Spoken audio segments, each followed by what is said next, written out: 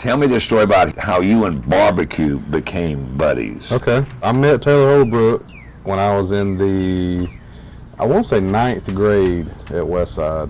It might have been later years of Lakeside, which is no longer even a school. We played football together. Well, then that turned into, hey, you want to spend out at my house this weekend? I was like, yeah. Well, then I found out his dad and mom ran this business, which was Sadler's Creek. One day, he's like, man, you want to come work out at the barbecue with us? And I was like, yeah. Okay. So that just turned on. Taylor and I were best friends, and through the summers, all through our high school years, we would work out here with his dad, a couple other helpers through the week, make tea, make beans. We'd go to football practice, weightlifting, and come back. And I can remember Friday night football and having to get up Saturday and come in here and work. It was not easy.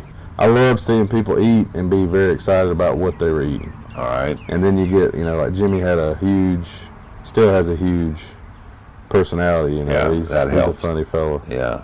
And then how did you get back into the barbecue business? Because you had a pop-up at one time. I got through my music stint, having a lot of fun with that. And I was at the plant one day, and it just hit me like I was just so tired of working for the man. And I was just trying to think of something to do to make a living and enjoy it. Everybody says if you love what you do, you don't work a day in your life. That's right. I agree. And I thought of this plan that I could cook barbecue and sell it and see if people would like it. That was the only thing. I just curious, see if I could make people enjoy it. That was around probably, I think, February when that idea came to me. This big green egg right behind me, my wife bought it for me for Christmas. And it really got my senses into cooking. COVID hits. You got your green egg and you're making barbecue. And everything shut down. Right. People couldn't go out to eat. Yep. So I was like, well, this is perfect. I had the idea of curbside service before it was even a thing. I was cooking out of my backyard with the egg, and we'd cook sides and make meals and post it for people to come. We'd pick up, bring it to your car, so they'd have something to eat different out of the house. I thought it was the greatest idea in the world. That turned into a monster. Successful monster. Unbelievable. It only took me 2 weeks to realize that this is going to be something crazy, that this thing only cooked 2 pork butts at a time. I was at my dad's shop, and he had an old air compressor tank out in the back that come from Anderson Airport. I think it was around 70-something, 1975, 77. And I asked him, I was like, Daddy, I've seen these guys that are cutting these things up, burning wood to make barbecue with them, and I need more real estate to cook on. And my dad's like, he's a fabricator, he can do anything really. He's like, heck yeah, I'll turn it into a smoker. So and we built my first 250-gallon offset, put it up on a trailer, and man, I thought I had it going on. I'm like, I ain't never seen nothing like this. Like, here it is, I'm in Anderson. I'm not out in the Midwest. Yeah. I ended up working that cooker for a solid 2 years. They finally just come to a point where I couldn't do it. I had to have more space. And my dad and I was researching, trying to find a 1,000-gallon vessel. I found that 1,000-gallon tank over in North Georgia in Toccoa. It was a previous propane tank. Okay, 1,000 gallons. And we went over there and got it, and it took us about 8 months, and we built Jethro. And man, I can remember that first pop-up I had with Jethro at my dad's. It was 100 people.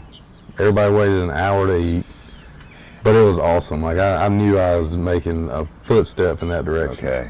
Tell me about this place and the history of where we are now and how you worked here at Westside and now you're back. So worked here through the years at school. Taylor and I, we really enjoyed it. And of course, he went on to college. I went to college a little while, and then I wanted to work. I didn't continue with that. Fast forward to at the point where I was building a pretty solid name, and Brian Latham, he is the owner of Besto in Anderson on Main Street. He had eaten with me a couple times. I'd done some catering, like little birthday party stuff.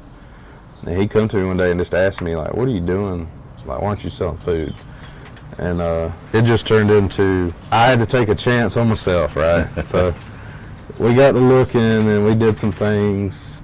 It's crazy how the timing is, and I tell people all the time, I think that if it came down to do it again, I don't think it would happen. Yeah.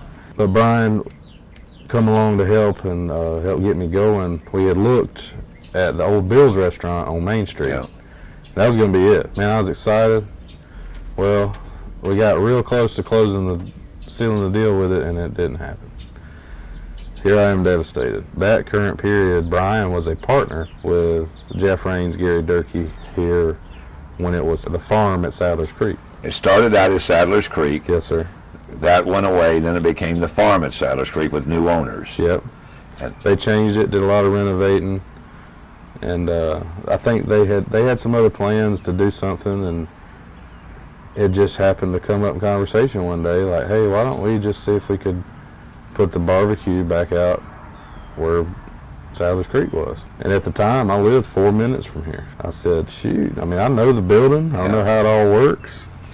I know the quirks, like, you know, and man, we sealed that deal. We built the smokehouse, and we had our first to-go only service April the 10th, 23, and had a grand opening of the dining room full service May the 20th. Of last year. Last year. So you just celebrated your first anniversary. Yeah. And you didn't celebrating, I don't it. know, but we was here cooking for sure. So during the time of developing this whole crazy idea I come up with, my wife and I were trying to determine names, come up with a business name, and we did it sort of how people find baby names. Just get online, look at different words and their meanings.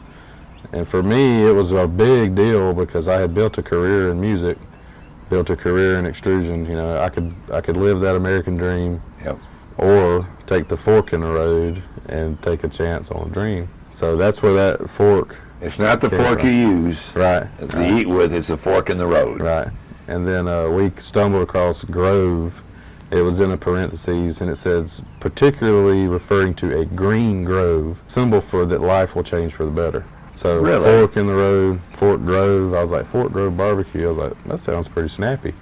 Stuck ever since. You have things on your menu, Dylan, that nobody else has. How did that come about, and how do you prepare your product to sell Thursday, Friday, and Saturday? A lot of our menu items that I would say are different basically pertain to, one, we try to be outside the box all the time.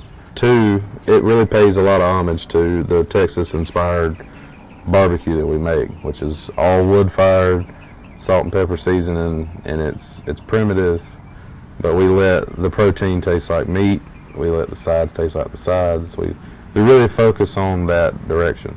Our sausage that we make in-house is very unique. It's not seen in our area, mainly because our area is built upon pork. You know, most classic, you know, South Carolina, in our area, Yeah. classified barbecue is like slaw beans, pork barbecue sandwich. You'll catch French fries, maybe hush puppies. Right. Unfortunately, you know, I love that. That's what I grew up on. I mean, I had a little piece for lunch last week, you know. I might go today. No, but now that people realize that there's a totally different look and way that we cook and the way we do things, but it's been a great response from our community. And like the sausage, for example, with us being a beef forward barbecue, we have a lot of expensive beef trim that comes from our brisket. People wouldn't believe it, you know, brisket's an expensive protein. Is it really? Oh, it's crazy. We start with a 15-pound brisket. We trim it down to 10, and after it cooks, renders, and is ready to serve, we end up with 40% of that original product we had. So that 60%, you know, you're going to lose probably 20 of it in fat. Okay. Like, it's going to render in the cooker, it's going to be gone. But that hard fat, some of them in the meat that we just don't use because it can't be cooked in our style, we repurpose that by grinding our own high-end beef, adding spices, cheese, and we case our own house-made beef sausage every week. Every day we have jalapeno cheddar, which is, you know, that's our staple. And then we've built this huge persona that every Saturday we have a mystery sausage link. And it's pretty cool. Like the sky is the limit. We've done pizza links, we've done chicken bacon ranch, we've done taco links, we've done pasta salad links. You know, it's fun, and it's something to give people to look forward to, you know. We start with chicken, pulled pork, brisket, pork ribs, house-made sausage, pork belly burn-ins, smoked turkey breasts. Okay. That's every day. We have been on a roll with having beef ribs on Saturdays, and then of course our special sausage and whatever craziness we might drum up in between those few days. Sides are beans, slaw, sweet potato crunch, our white mac and cheese, collard greens, Brunswick stew, brisket chili, Mexican street corn salad, potato salad, and we have a dessert. The way that you plan this thing, come Saturday, do you run out of some things? So that's that fine line of the unicorn dust that we can't find. Some days are better than others. There is no rhyme or reason.